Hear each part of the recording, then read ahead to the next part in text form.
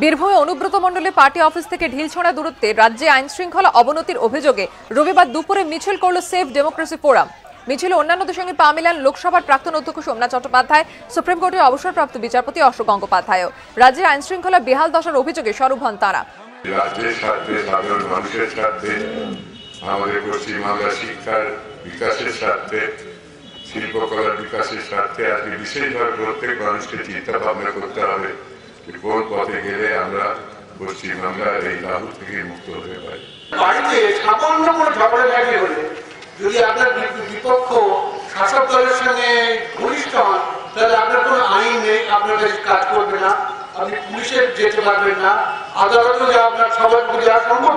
এই যে পশ্চিমবঙ্গের অবস্থা, তো সেখানে গণতন্ত্র শুধু বিপন্ন নয়, বিপর্যস্ত। একটা অরাজকতা চলছে, একটা জঙ্গলের রাজত্ব চলছে। একথা পরিবর্তনের হয়ে সওয়াল করার জন্য এদিন খেদ প্রকাশ করেন শিক্ষাবিদ সুনন্দ সান্যাল। প্রায়শ্চিত্ত করতে নেমেছি, মমতা বন্দ্যোপাধ্যায় প্রমোট করেছিলাম, এইটা সত্যি কথা, কিন্তু প্রায়শ্চিত্ত করতে নেমেছি। রাজ্যে যেখানে গণতন্ত্র বিপন্ন হবে সেখানেই মানুষের পাশে দাঁড়ানোর বার্তা দেয় save democracy forum. Gopal Chattopadhyay report, ABP Ananda, Birbhum.